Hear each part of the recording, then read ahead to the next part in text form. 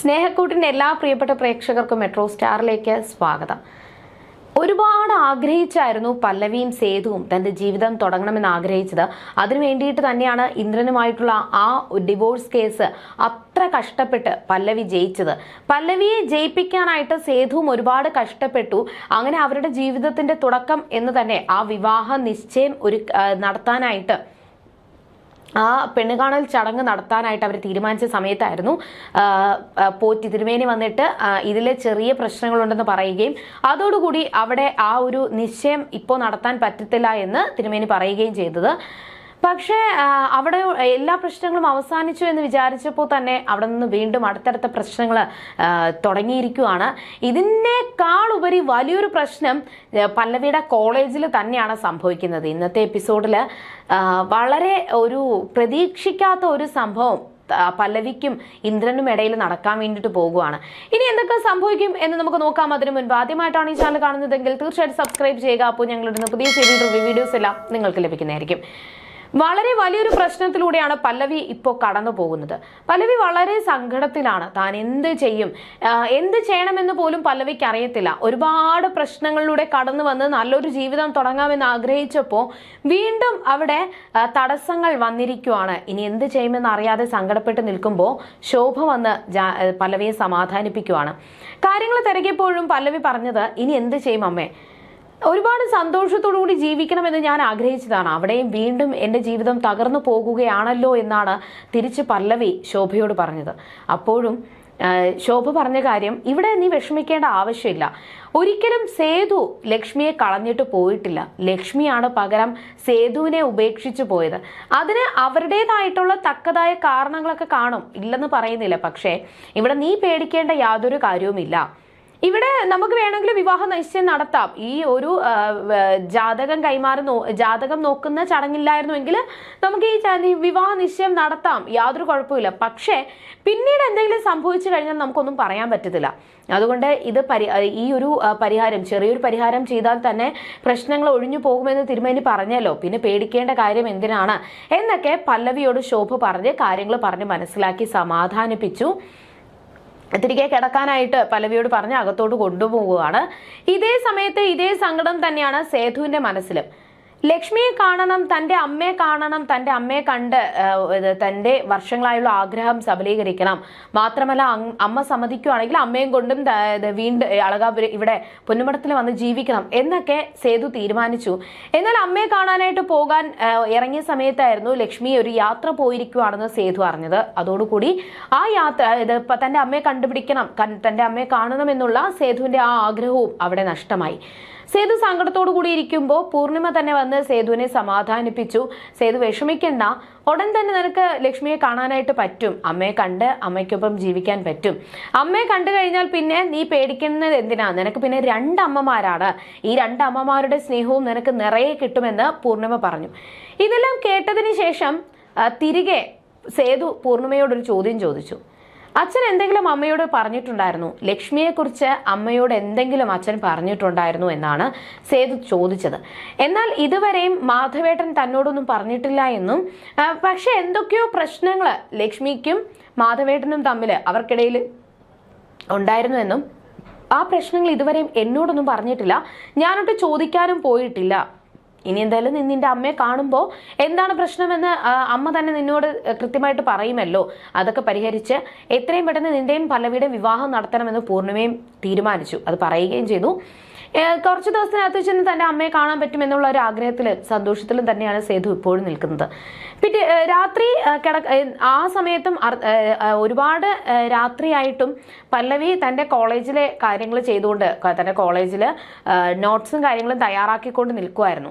ആ സമയത്തും ലക്ഷ്മിയെക്കുറിച്ചാണ് ശോഭ വന്ന് ചോദിച്ചത്. ലക്ഷ്മിയെക്കുറിച്ച് എന്തെങ്കിലും സേതു പറഞ്ഞിരുന്നോ, പണ്ട് ലക്ഷ്മി എന്തിനാണ് സേതുവിനെ ഉപേക്ഷിച്ച് പോയത് എന്നുള്ള വിവരങ്ങൾ എന്തെങ്കിലും സേതു പറഞ്ഞിട്ടുണ്ടായിരുന്നു എന്നാണ് ചോദിച്ചത്. എന്നാൽ ഇതുവരെയും എന്നോട് സേതുവേട്ടൻ ഒന്നും പറഞ്ഞിട്ടില്ല, എന്ത് സംഭവിച്ചു എന്ന് അറിയത്തില്ല എന്നു കൂടി സേതുവേട്ടൻ പറഞ്ഞു. അത് കേട്ടപ്പോൾ ഒരുപാട് കുഴപ്പമില്ല, നീ പേടിക്കണ്ട, എത്രയും പെട്ടെന്ന് നമുക്ക് നിന്റെ വിവാഹം നടത്താം എന്ന് പറഞ്ഞ് പല്ലവി ആശ്വസിപ്പിച്ചു. ഈ സമയത്ത് ഇന്ദ്രനെ കാത്തായിരുന്നു രാജലക്ഷ്മി പുറത്തു നിന്നത്. ഇന്ദ്രൻ കോളേജിൽ പഠിപ്പിച്ച് ക്ഷീണത്തോടു കൂടി അകത്തോട്ട് വന്നു. എന്നാൽ ഇന്ദ്രന്റെ ആ ഒരു സ്വഭാവത്തിലും പെരുമാറ്റത്തിലും ചെറിയ പന്തികേട് വിശ്വന് തോന്നി. അത് ഇന്ദ്രനോട് ചോദിച്ചപ്പോഴും എനിക്ക് ആരെയും ബോധിപ്പിക്കേണ്ട കാര്യമില്ല എന്നാണ് ഇന്ദ്രൻ പറഞ്ഞത്.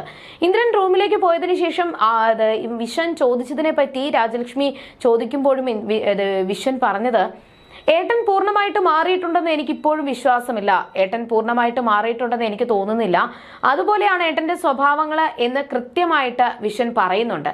അതൊക്കെ കേട്ടിട്ടും രാജലക്ഷ്മിക്ക് ഒട്ടും വിശ്വസിക്കാൻ പറ്റിയില്ല. രാജലക്ഷ്മിയുടെ ഇപ്പോഴത്തെ സന്തോഷം പല്ലവിയെ ഇന്ദ്രൻ മറന്നല്ലോ, അതാണ് രാജലക്ഷ്മിയുടെ ഇപ്പോഴത്തെ സന്തോഷം. പല്ലവിയേക്കാൾ നല്ലൊരു പെൺകുട്ടിയെ കണ്ടുപിടിച്ച് ഇന്ദ്രന്റെ വിവാഹം നടത്താനായിട്ടാണ് രാജലക്ഷ്മി ശ്രമിക്കുന്നത്.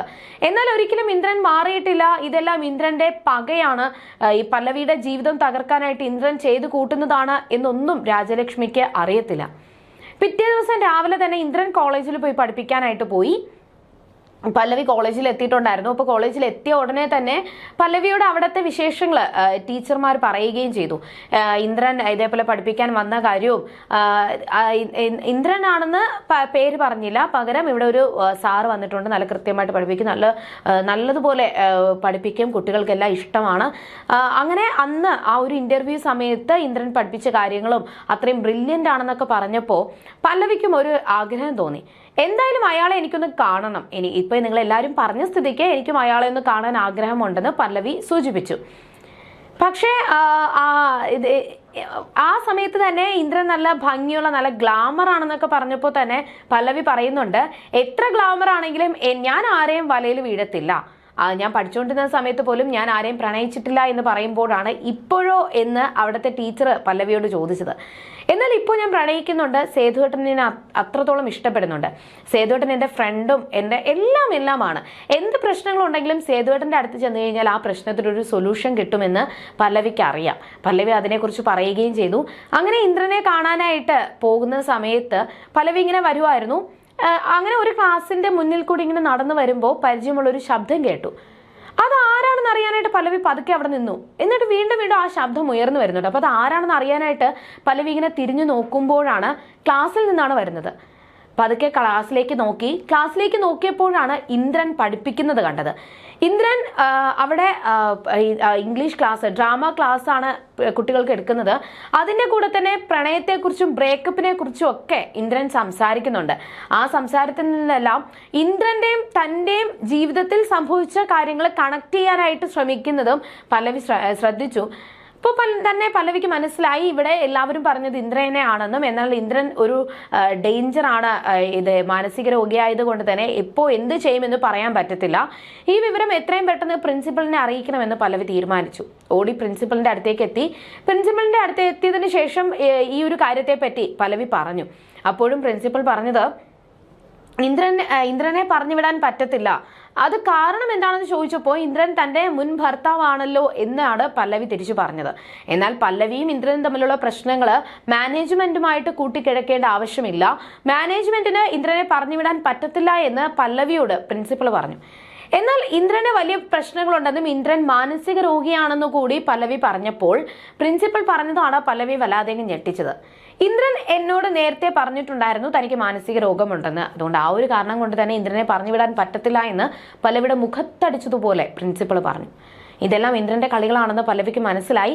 ഇനി എന്തൊക്കെ സംഭവിക്കും? കോളേജിൽ എത്തിയതോടുകൂടി തന്നെ പല്ലവിയുടെ പാതി സന്തോഷവും സമാധാനവും നഷ്ടപ്പെട്ടിരിക്കുകയാണ്. ഇനി എന്തൊക്കെ പ്രശ്നങ്ങളായിരിക്കും ഇന്ദ്രൻ കാരണം കോളേജിൽ നടക്കാൻ പോകുന്നത് എന്ന് നമുക്ക് വരുന്ന എപ്പിസോഡുകളിൽ കാണാം. അതുവരേക്കും ടാറ്റ ബൈ.